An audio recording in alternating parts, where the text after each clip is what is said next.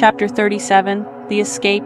Not everyone made it to the great reunion in the sky, the rapture. It was a great shock to Ashani and Dr. Crowning when Rachel and Joel suddenly disappeared. Their blood-streaked clothes clung onto the poles as if they were coat racks. Dr. Crowning, Ashani, and Dr. Ahaz, more demon-possessed than before, pulled the crowd together. People near the stage were still mesmerized by the fake arc hovering in the air, Dr. Ahaz's instant healing, and the assistant's sudden fatal wound. Some people were missing. Those in the crowd who were more fearful attributed their sudden disappearance to the lightning and massive earthquake that had opened the ground. The new dimension Dr. Crowning had shown them the arc or one of the attacks. Others were wondering if it was connected to the loud trumpet sound in the sky that had just occurred. However, those events were nothing like the disasters to come. Dr. Crowning used these moments of confusion and chaos to his advantage. He gave the signal, unleashing the underground UFO. The glowing disc shot out of the ground from a secret location where no one could see. By the time people did see it, the disc had flown high above the trees. Once in full view, it began projecting its fake images of religious figures, Jesus, Muhammad, Moses, Buddha, and several others of every main religion, into the sky. Thunder and lightning erupted into the crowd's ears, causing more panic. Before they had a chance to run, the fake images spoke as they hovered gently in the air. Dr. Crowning began to levitate, joining the counterfeit projections. Do not be afraid, we come in peace. Many have disappeared due to corruption within themselves. Those people were not worthy to stand in our presence. However, you who remain are special. We have chosen to reveal something very important to you, the truth. We are all one, declared the fake images in unison. Then they all emerged as one being in the form of Dr. Crowning himself. While the illusion deceived the people, Ishani and a doctor carefully removed Levi's sword from the assistant's head, and several doctors quickly operated. The projection in the sky faded and Dr. Crowning descended into his cheering crowd. Then Ishani took the barrel stone from Levi's sword and charged up the mirror further, promising to heal any injuries and repair any damages once it was ready. They also pledged to bring justice to those who had killed his assistant and had attempted to assassinate Dr. Crowning. Eventually, they had the assistant repaired and upgraded, programmed to locate and behead their enemies. For several months, people dealt with wars, plagues, famine, and death. The tribulation had begun, and God was unleashing his judgment on those who had rejected him.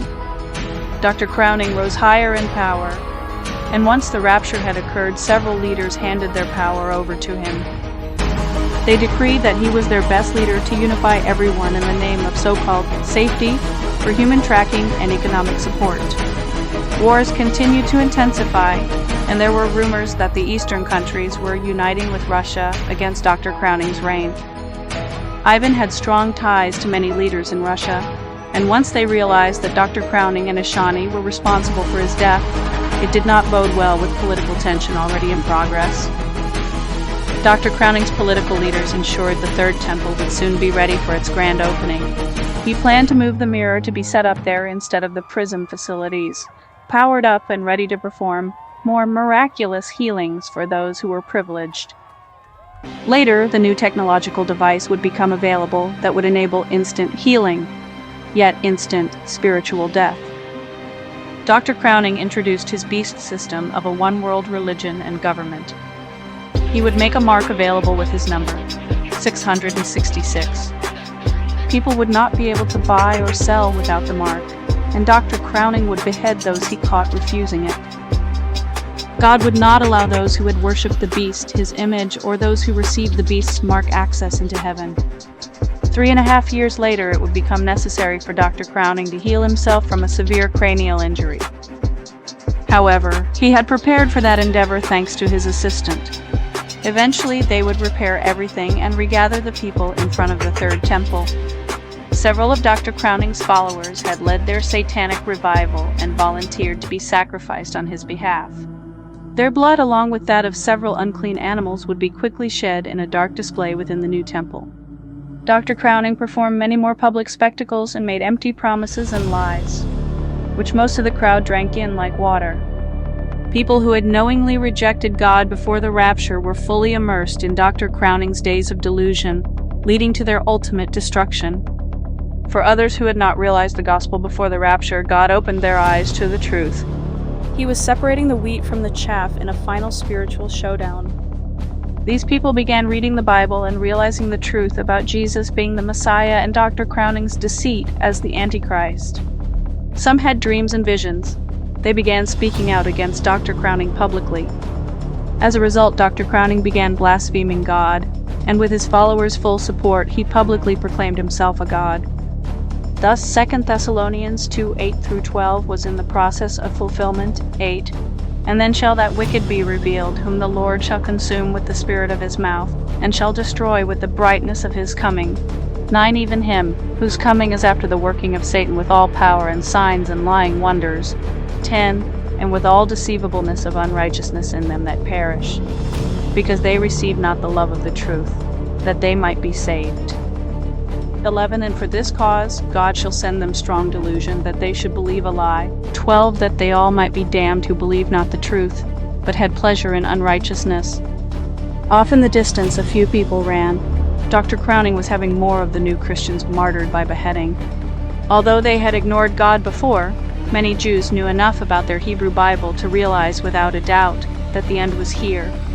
They could no longer ignore the alarm in their hearts. The Lamb, Jesus Christ, was reclaiming his creation. He had unleashed several plagues by breaking the seals in heaven, but many still did not know the truth. Some realized God was releasing his judgment and began proclaiming in the streets, "The midnight hour on the doomsday clock has struck! A judgment day has come!" Shortly after the rapture had occurred in the months prior to this, Pandora held Ben tightly to his chest as he ran, finally escaping Dr. Crowning and the clutches of Prism. Thank goodness Rachel, Joel, and the others escaped and are still alive, he thought. However, he wondered where they had gone. It was obvious that Dr. Crowning and Ishani were not successful in killing them. He wondered if one of the actors had aided them in some sort of illusion, like many famous magicians on television, causing people to disappear as if by magic. Whatever had happened, at least they all had a chance to escape and reunite later. For that, he was grateful.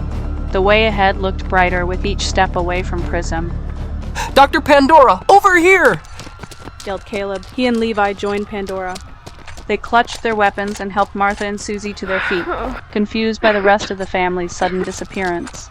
They had gathered as many weapons and jewels as they could locate amongst their cousin's clothing they left behind. Their precious stones shone brighter than before. "Run! Run and don't look back!" shouted a voice from above. They did as they were told, not questioning its authority. Once they had left the platform, none of the guards or the crowd seemed to notice them despite their attacks against Dr. Crowning and the others. They had managed their own disappearance. Somehow they had enough energy to run for miles and miles, but it seemed like a short distance. The sky became brighter once they had gotten a long way from Prism. Their path led them toward Martha's house, which the giant had destroyed. It had sunk into the earth where the tunnels had collapsed entirely. The smell of sulfur still lingered in the air. Mom, what are we going to do? Asked Caleb. Is this the end of the world, just like Davy described? Asked Levi.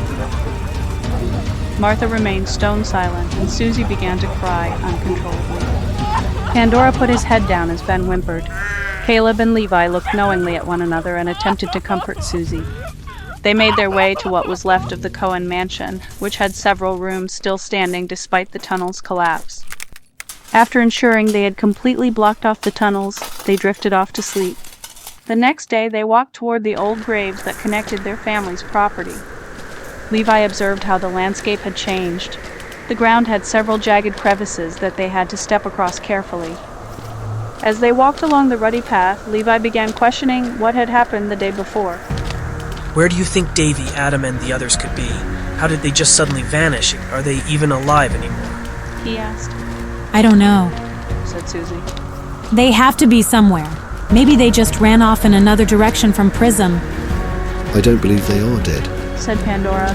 Otherwise it would have been a gruesome sight. Dr. Crowning and Ishani certainly were not celebrating.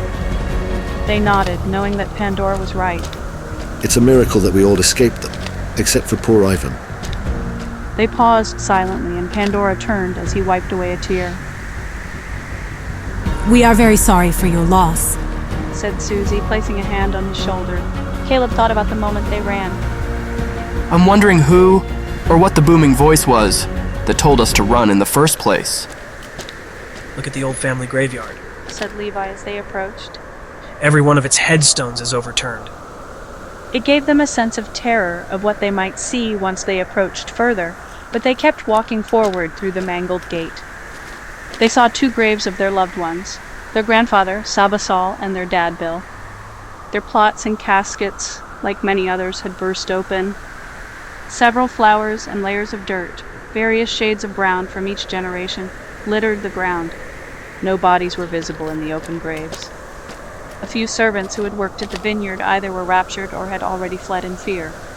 However, one was left behind, a thin young man lying in the corner of the shed. He shivered with a noticeable gash on his side. As the group approached, he opened his bruised eyes, and his body convulsed apprehensively. He spoke. I saw them. He said with his shaky finger pointing toward the graves. I saw them all appear. Who appeared? Asked Martha. Them. He continued, pointing toward the graves. She looked at him, concerned that he had a concussion. Let's see if we can find some bandages for that wound, Simeon. They began to look around the shed for supplies. And then a giant tunneled through this floor and flung me against this wall. Andrew, I must find my brother, Andrew. He began to get up, but his strength was limited. Caleb and Levi looked knowingly at one another, realizing that Adam's giant bones that still lay encased below were just the beginning of what they were facing. They're everywhere now, said Levi.